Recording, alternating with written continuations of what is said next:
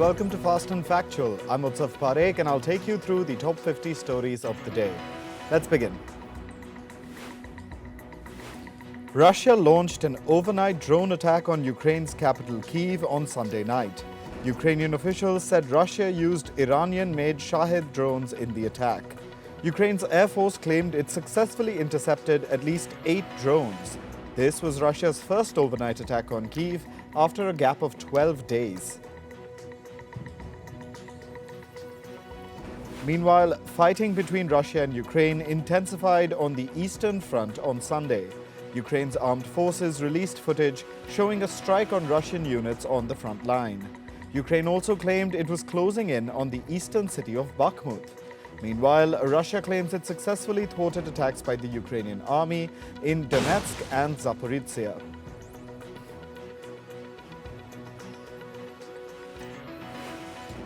Taiwan's military is holding a 2-day-long live-fire military exercise. The drills are being held in the Pingtung County, which overlooks the Taiwan Strait. The aim of the drills is to practice the repelling of an invasion. Taiwanese soldiers fired anti-tank and anti-ship missiles during their training.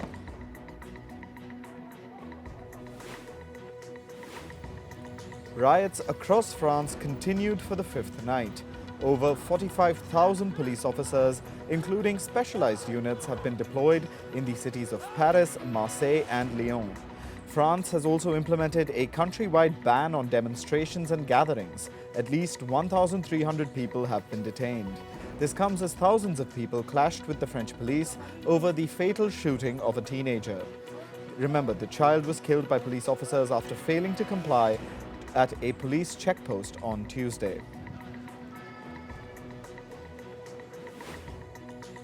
The home of a Paris suburb mayor was attacked by rioters on Sunday.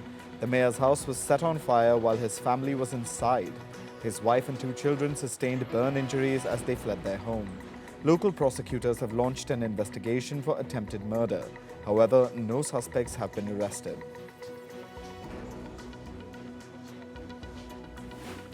German Chancellor Olaf Scholz said he was monitoring the unrest in France. Scholz said, and I quote, "I don't expect France will become unstable, even if the images are very distressing." Scholz was set to begin his 2-day visit to France from Sunday, but the trip has been postponed due to the ongoing unrest.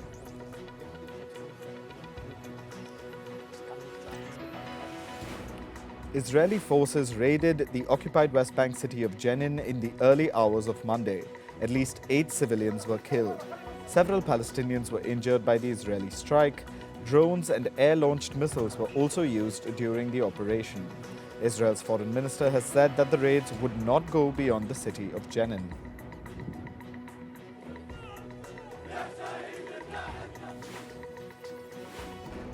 Meanwhile, militants engaged in a fierce gun battle with Israeli troops during the raid in the occupied West Bank. Unidentified gunmen targeted a platoon of Israel's forces. At least 1 Israeli soldier was injured in the firefight.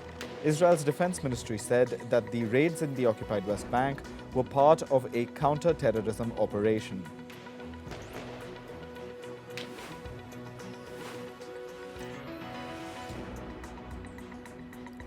Another mass shooting took place in the US on Sunday. This time it was in Baltimore City in the state of Maryland. 2 people were killed while 28 others were injured in the shooting. According to local officials, 3 victims are in a critical condition. Police officials say they have launched a hunt to nab the suspects who are still at large. At least 2 people were killed as drug cartels fired at civilians in western Mexico. Cartel members hijacked a car and shot the owner at point-blank range. Officials say that 2 rival drug gangs are fighting for turf in Mexico's western regions. Some civilians have even fled their homes due to the violence. Mexico has deployed its national army to bring stability in the violence-hit areas.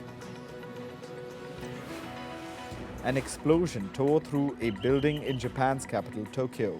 At least 4 people were injured as the blast sent debris flying. The explosion occurred near a popular locality of downtown Tokyo. Authorities are investigating the cause of the blast. Protests broke out against Sweden's Quran burning incident in Pakistan's Karachi city. Remember, a Quran was desecrated outside a mosque in Sweden's capital, Stockholm, last week. This has drawn backlash from multiple Islamic countries. People in Karachi stomped on replicas of the Swedish flag. They also urged the Pakistani government to boycott relations with Sweden. Pakistan's Prime Minister Shehbaz Sharif tweeted that he was appalled by the Quran burning incident in Sweden. A powerful tornado ripped through Canada's Alberta province. At least 12 homes and several cars were destroyed due to the twister. No fatalities were reported. The tornado caused power outages in several parts of central Canada. A heat wave in the southern parts of the US is continuing for a second week. Several parts of Texas recorded temperatures reaching 40 degrees Celsius. Electricity consumption reached an all-time high in Texas. Officials advised residents to stay indoors and increase their water intake to prevent dehydration. Meanwhile, northern parts of the US witnessed torrential rain. Several vehicles were submerged in Chicago after the city received a heavy downpour on Sunday. The National Weather Service issued a flash flood warning in the low-lying areas of Chicago. Officials also advised residents to restrict their travel. Heavy downpour has led to flooding in China's southwestern provinces. Torrential rains caused local rivers to swell, triggering flash floods and landslides. Chinese officials rescued at least 10 people stranded due to the flooding. Gushing waters also damaged a bridge and village roads. Meanwhile, several towns were flooded in Japan's southwestern region. Incessant rainfall caused the local river to break its banks. At least one person was killed after being swept away by the gushing waters. 2 people are still missing. Japan's weather agency has predicted heavy rainfall till Wednesday.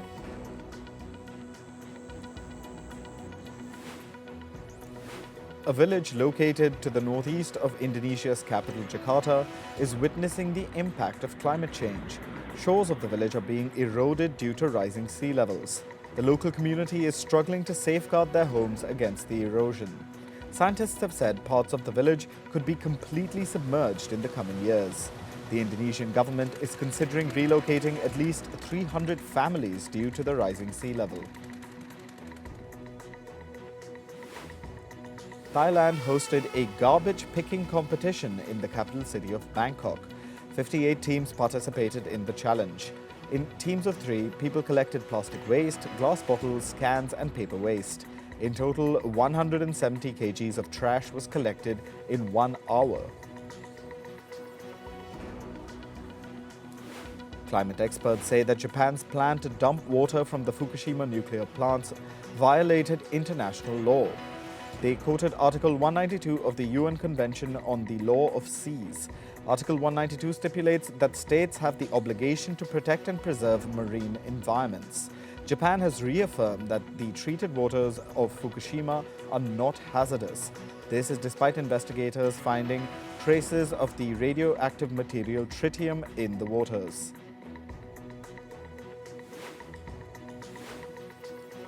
In business, reports have emerged that say Chinese billionaire Jack Ma made an unexpected visit to Pakistan last week. However, the purpose of his visit has not been made public. Ma reportedly avoided interactions with government officials and media people. Reports speculate that Ma and his team are exploring business opportunities in the country. Australia's United Malt Group has agreed to a takeover offer from Malteries Soufflé. Malteries Soufflé is a branch of French agribusiness In Vivo. It'll buy the Australian firm for $1 billion. The merger will create the world's largest malt producer. China has urged the Netherlands to not hinder bilateral agreements in the semiconductor industry. The comments were made during a media event. China asked the Netherlands to not abuse export controls. Last week, the Dutch government announced new restrictions on the export of some semiconductor equipment to China. Meanwhile, the European Union will deepen cooperation with Japan on semiconductors. The EU and Japan will work together to monitor the chip supply chain and facilitate the exchange of researchers and engineers. The EU will also be supportive of Japanese semiconductor companies considering operating in the region.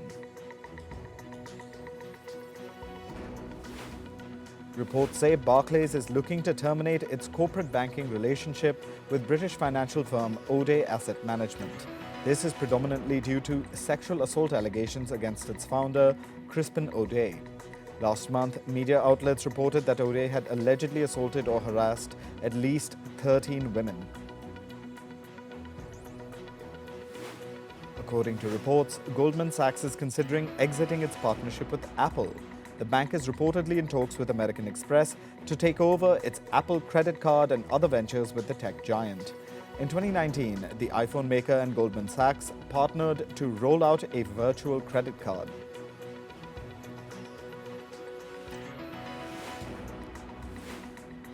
Tech giant Apple's market capitalization breached the $3 trillion mark last week.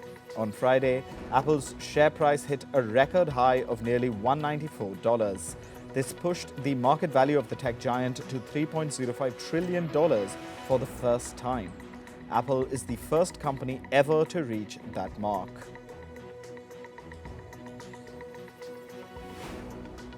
Meanwhile, Apple will reportedly make major cuts to the production of its Vision Pro augmented reality headsets. This is due to its design complexity.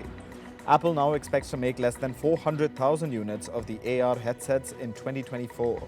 Earlier, the company had an internal sales target of 1 million units in its first year.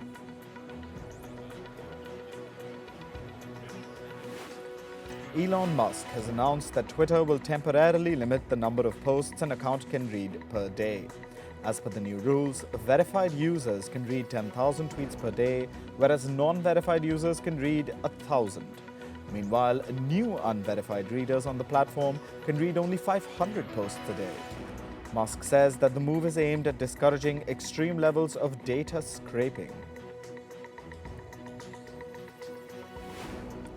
In South Korea, an android robot, Ever 6, took to the conductor's podium during an orchestra performance. The two-armed robot has been designed by the Korea Institute of Industrial Technology. The humanoid robot guided 3 of 5 pieces showcased at the performance. Moving to sports. In cricket, Australia beat England by 43 runs to win the second Ashes Test. The match was played at the revered Lord's Stadium in London. England needed to score a target of 371 in the second innings. However, Ben Stokes' heroic 155 was not enough for the English team to register a win. Australia now lead the 5-match tournament 2-0. Australian spinner Nathan Lyon has been ruled out of the ongoing Ashes Test series. Lyon sustained a significant calf tear while fielding on day 2 of the second test. He heroically returned to the pitch to bat in the second innings despite the injury. Lyon will now miss the remainder of the series. In football, English club Liverpool has confirmed the signing of Dominik Szoboszlai for $76 million. The Hungarian player will make a move from German club RB Leipzig. The 22-year-old has scored 20 goals and provided 22 assists in 91 games for Leipzig. He joined the club in January 2021. Szoboszlai is the second Leipzig star to make a big money move to the Premier League after Christopher Nkunku's arrival at Chelsea. The Brazilian women's team defeated Chile 4-0 ahead of the 2023 Women's World Cup. With this win, they concluded their home warm-up friendlies. The Brazilian side were 3-0 at half-time. They piled on another goal in the second half to win comfortably. The Women's World Cup kicks off on July 20th and will be played in Australia and New Zealand.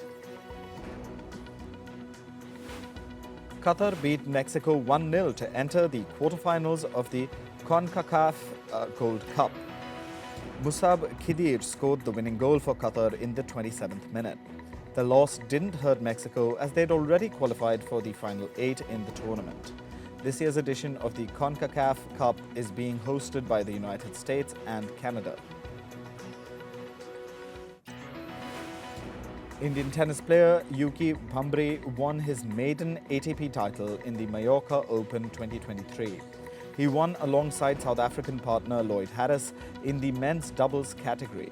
The duo beat the Dutch-Austrian pair of Robin Haas and Philip Oswald 6-3, 6-4 to bag the ATP Tour crown. With this win, Bhambri also achieved his career-best ranking of 58. Last year's Wimbledon runner-up Nick Kyrgios has pulled out of this year's tournament. The Australian player is suffering from a wrist injury. He also underwent surgery on his left knee earlier this year. Previously, Kyrgios missed the French Open and the grass court events in Hali and Mallorca owing to injuries. In athletics, India's Olympic gold medalist Neeraj Chopra won the top spot in the Lausanne Diamond League 2023. The javelin thrower won the gold with a 87.66-meter throw. Chopra is returning from a muscle injury. He previously missed out on 2 athletic meets due to a strained back. Meanwhile, India's Murli Srishankar finished 5th in the long jump category at the Lausanne Diamond League. In golf, American player Taylor Gooch has become the first 3-time winner in the Live Golf League. Gooch snatched a one-shot victory over fellow American golfer Bryson DeChambeau in Spain. 31-year-old Gooch previously won in Australia and Singapore in consecutive weeks in April this year. In Formula One, Red Bull's Max Verstappen has won his first ever Australian Grand Prix. The win came amid huge drama in Melbourne. Mercedes' Lewis Hamilton finished second, while Aston Martin's Fernando Alonso came third, finishing the podium. The race at Melbourne's Albert Park took 2.5 hours to conclude.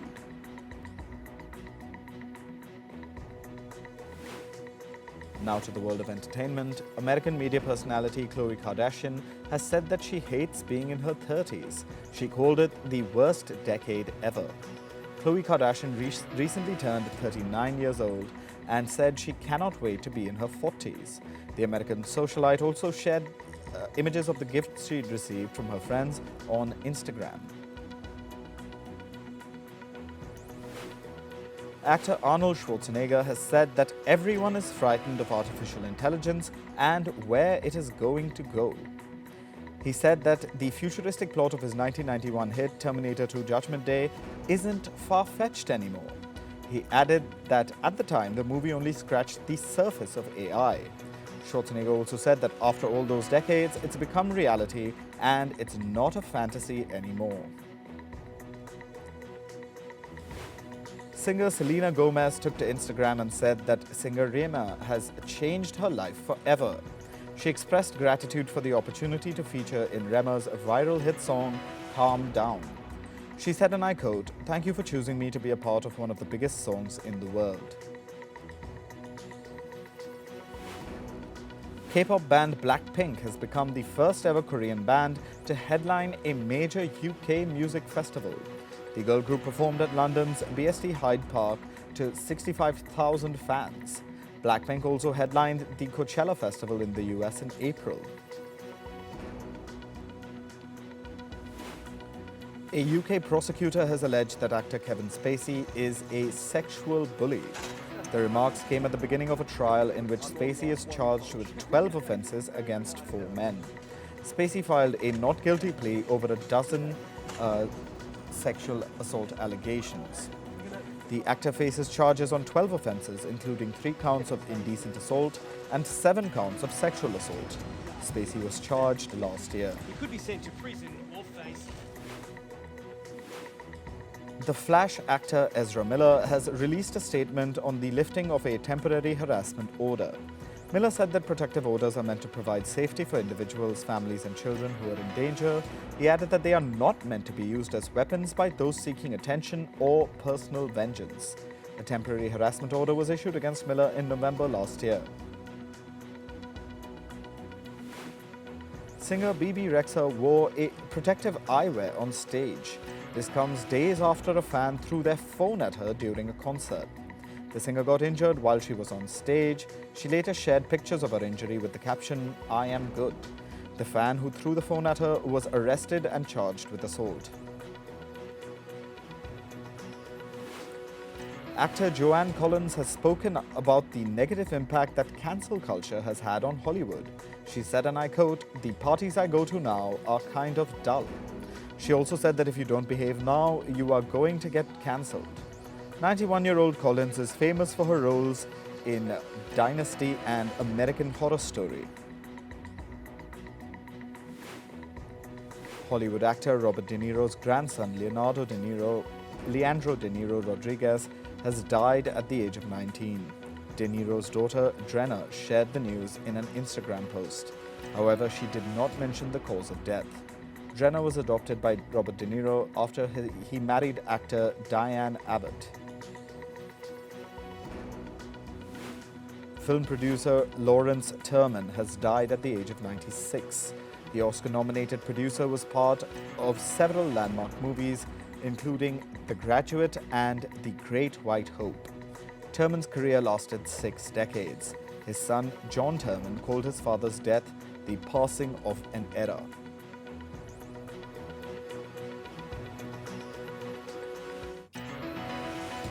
That's all for this episode of Fast and Factual. Thank you for watching. Stay tuned to Firstpost.